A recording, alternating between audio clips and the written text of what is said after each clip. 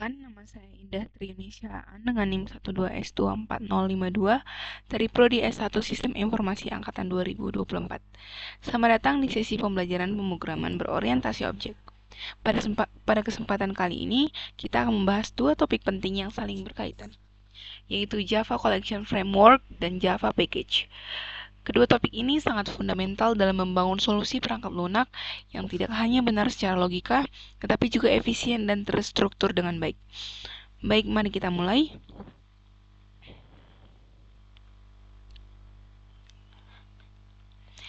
Bayangkan kita memiliki sebuah program yang sudah berjalan dengan benar.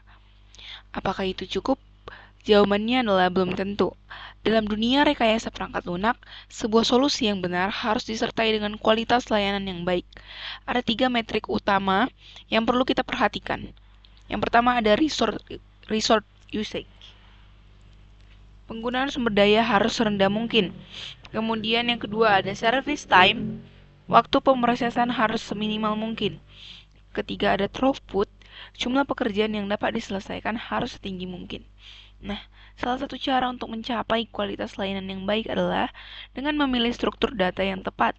Disinilah Java Collection Framework berperan.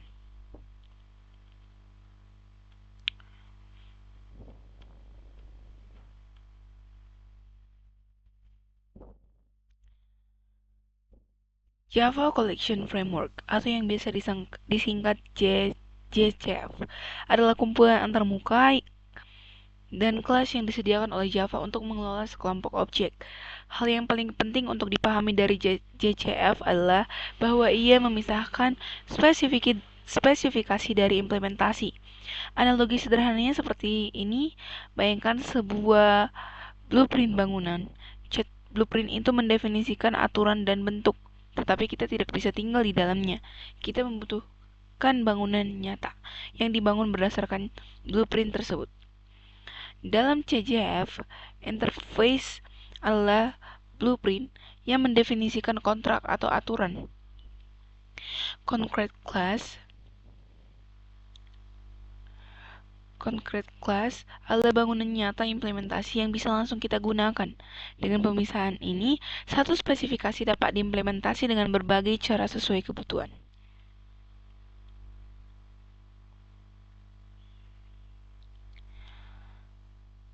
Di puncak hierarki JCF terdapat interface iterable yang memastikan bahwa setiap koleksi dapat ditelusuri elemen demi elemen. Di bawahnya ada collection, yang merupakan fondasi bagi sebagian besar koleksi. Dari collection terdapat 3 cabang utama. Pertama, interface list,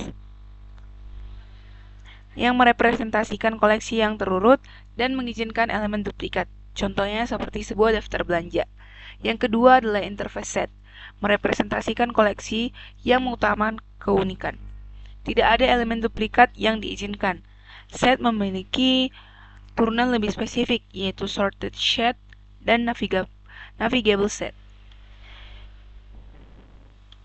Yang ketiga ada interface queue, yang dirancang untuk menyimpan sebelum elemen diproses, menggunakan prinsip first in, first out, atau FIFO. Analoginya seperti antrean di kasir, yang pertama masuk akan pertama dilayani. Selain ketiga interface di atas, terdapat juga interface map yang bekerja dengan cara memetakan sebuah key ke sebuah value. Map tidak mewarisi dari collection, namun tetap menjadi bagian penting dari ekosistem JCF.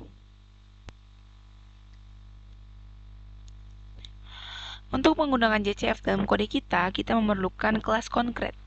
Java menyediakan kelas abstrak sebagai perantara seperti abstract list untuk mengurangi beban kerja dalam membuat implementasi baru. Kelas konkret yang paling sering digunakan adalah ada array list. Implementasi dari list menggunakan array dinamis, cocok untuk akses acak yang cepat. Kemudian ada linked list. Implementasi dari list sekaligus queue mempertahankan urutan penyisipan. Ada hash set. Implementasi dari set secara otomatis menghapus elemen duplikat menggunakan metode equals. Ada priority queue. Priority queue ini implementasi dari queue, secara otomatis mengurutkan elemen berdasarkan prioritas. Untuk type string, pengurutan dilakukan secara alfabetis berdasarkan standar ASCII. Kemudian ada hash map, implementasi dari map menyimpan pasangan key value dengan akses yang sangat cepat.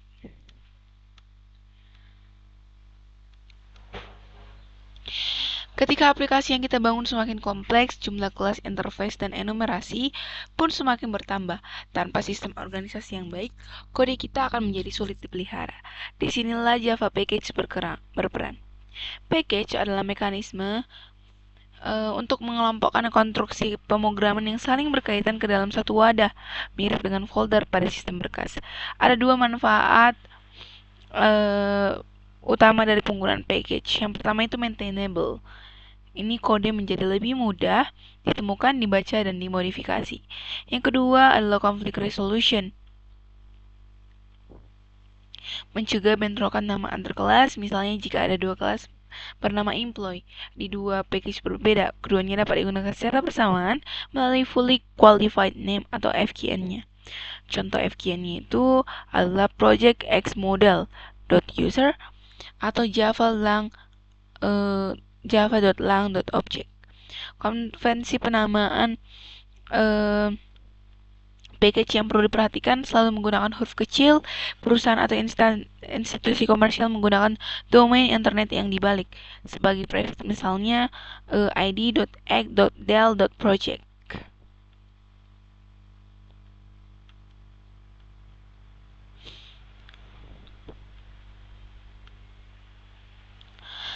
Terakhir, bagaimana cara mengompilasi dan menjalankan program yang menggunakan package? Misalkan struktur proyek kita memiliki direktori src untuk kode sumber dan bin untuk hasil kompilasi. Untuk mengompilasi seluruh kelas dalam satu perintah, kita dapat menggunakan wheel chart.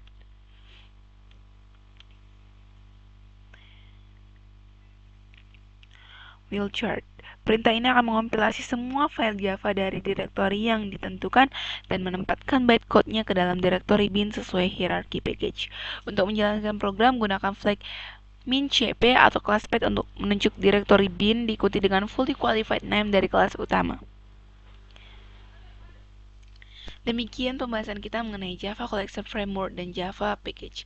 Poin utama yang perlu selalu diingat adalah memilih collection yang tepat adalah kunci untuk membangun solusi yang efisien, dan mengorganisasi kode dalam package adalah fondasi dari arsitektur yang bersih dan scalable. Pastikan untuk berlatih langsung dengan kode, dan jangan ragu untuk membaca dokumentasi resmi Java sebagai referensi utama. Terima kasih dan sampai jumpa di sesi berikutnya.